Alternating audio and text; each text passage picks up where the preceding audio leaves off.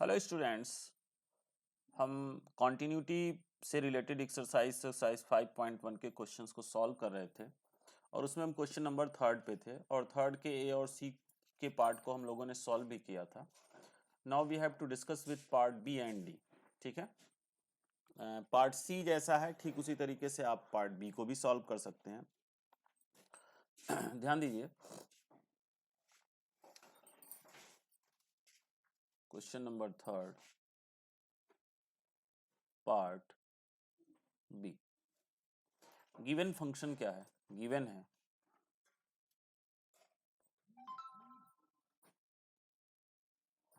fx is equal to fx is equal to 1 upon x minus 5।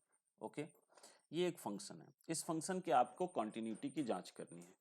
एक तरीका तो mathematical है, ठीक है। मैं मैथमेटिकल तरीके में आपको नहीं ले जाना चाहता हूं, आप सीधे ऐसे समझ लीजिए। That is also a quotient function. ये क्या है, यहां आप सीधे लिख सकते हैं, here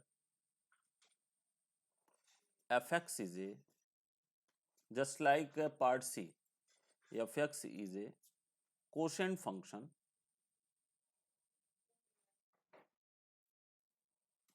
fx is a quotient function of two polynomial function,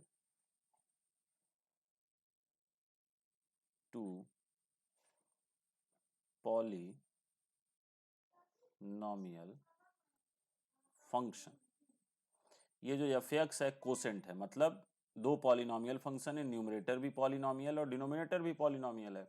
इन दोनों पॉलिनोमियल का कोसेंट जो आएगा वही ये फंक्शन है, that is called quotient function of two polynomial function. ध्यान दीजिएगा, अगर न्यूमरेटर डिनोमिनेटर में पॉलिनोमियल फंक्शन नहीं है, लॉगरिथमिक फंक्शन, एक्सपोनेंशियल फंक्शन है, ट्रिग्नोमेट्रिक फंक्शन है, कुछ और फंक्शन आ गया, तो ये केस आपका चेंज हो जाएगा। ये केस कहाँ के लिए है? When fx is a quotient function of two polynomial function. और जब भी कोई फंक्शन दो पॉलिनोमियल फंक्शन का कोसेंट होता है तो डिनोमिनेटर वाले पार्ट को आप जीरो कर दो। जैसे हमने क्या किया, x minus 5 is equal to zero कर दिया।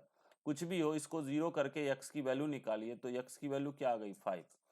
आप सिर्फ इसी को छोड़ के बाकी दुनिया के जितने रियल नंबर होंगे सभी के लिए फंक्शन क्या होगा? कंटिन्यू होगा।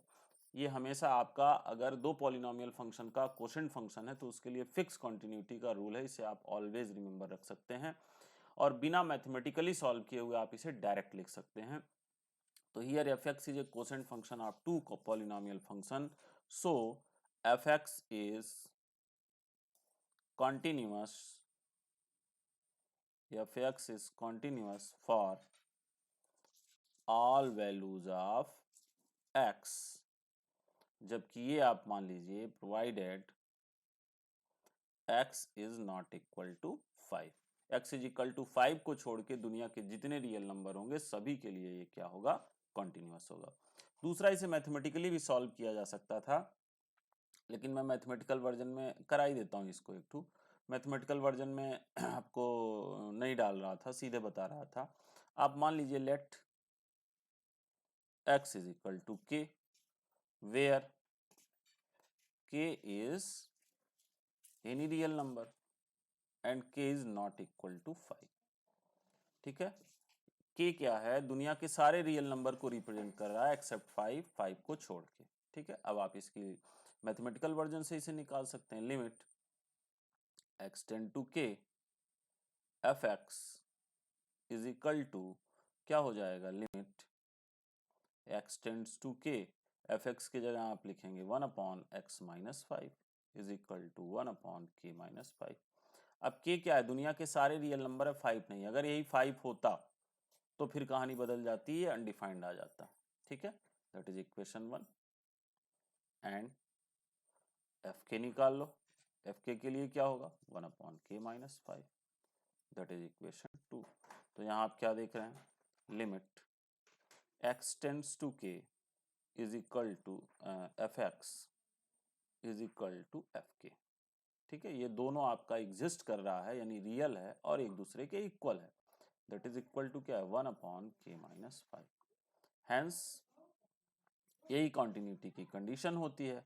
Hence fx is continuous, fx is continuous for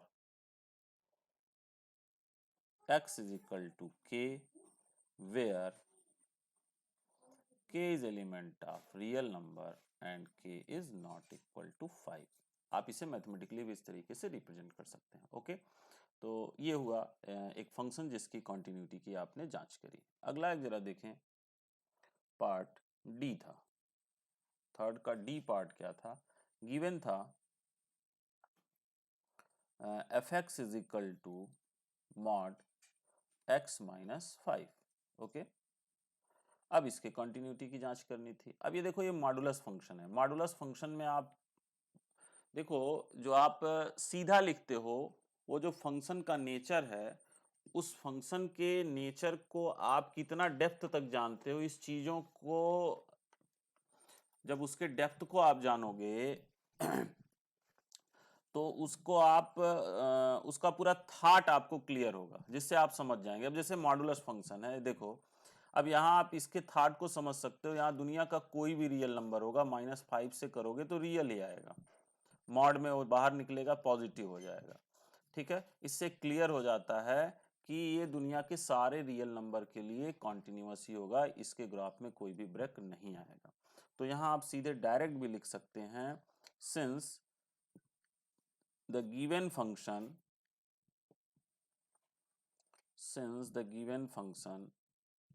is a modulus function,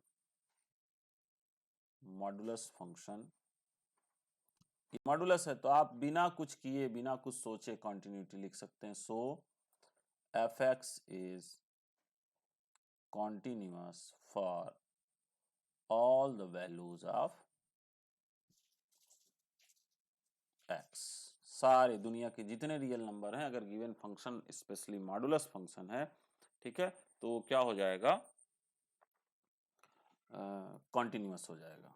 ठीक है, तो आप इसे डायरेक्ट समझ सकते हैं, लिख सकते हैं। इसे मैथमेटिकली भी सॉल्व किया जा सकता है। थोड़ी सी कहानी आपकी लंबी होगी, तो उसमें मैं आपको नहीं उलझा रहा हूँ। अगर आप कहिएगा और डिटेल में इसको समझना चाहते हैं तो आप मैसेज बॉक्स में हमें कमेंट करिएगा, मैं इसकी एक डिटेल वीडियो आपको बना दूंगा। ठीक है, चलिए जरा हम क्वेश्चन नंबर 4 की तरफ मूव करते हैं। क्वेश्चन नंबर 4 को भी आप देख लें, क्या कहता है क्वेश्चन नंबर 4। क्वेश्चन नंबर 4 में एक फंक्शन दिया है, गिवन है fx is equal to x to the power n। Okay, कहा जा रहा है कि prove that the function fx is equal to x to the power n is continuous at x is equal to n। अब इसके continuity की जांच करनी है, किस पे, at x is equal to n पे। आप बताइए कॉन्टिन्यू है कि नहीं, जहां n क्या है, पॉजिटिव इंटीजर है। अब सिंपली आप मैथमेटिकली से आप सॉल्व कर लीजिए, तो आप क्या निकालोगे, लिमिट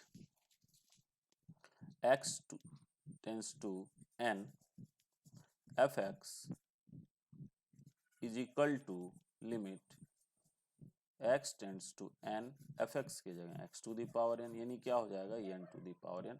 अब देखो, कोई पॉजिटिव इंटीजर है और उस पे पॉजिटिव इंटीजर की पावर होगी तो क्या होगा, एक रियल नंबर को एग्जिस्ट करेगा, तो यानी ये एग्जिस्ट करता है। एंड fn आप जरा निकाल लीजिए, fn क्या होगा, n to the power n। तो आप यहाँ पे क्या देख रहे हैं कि x is equal to n पे इस फंक्शन की जो लिमिट की वैल्यू है और x is equal to n पे इस फंक्शन की वैल्यू है, वो दोनों क्या आ रही है, सेम आ रही है। इसका सीधा सा मतलब हो गया कि fx is continuous at x is equal to n। बहुत ही बेसिक कॉन्सेप्ट और फार्मूले से कहानी क्लियर हो गई। तो ये आपके 3 के रिमेनिंग 2 पार्ट से। ध्यान दीजिएगा, मैं फिर से रिपीट कर रहा हूं कि क्वेश्चन नंबर 3 जो है वो मैथमेटिकली भी सॉल्व किया जा सकता है। तो अगर आपका इंटरेस्ट होगा, थोड़ा सा लेंदी होगा, उसे लिखा पढ़ी उसकी करनी पड़ेगी, तो आप बताइएगा, तो उसका मैं एक वीडियो आपको बना दूंगा और वहाँ उसे आप मैथमेटिकली भी कैसे आप प्रूफ करोगे कि वो कॉन्टिन्यूअस कहाँ पे है, कहाँ पे नहीं, ये चीज़ भी आपकी क्लियर हो जाएगी। Okay, now we will discuss with further questions 5, 6, 7, 8 etc.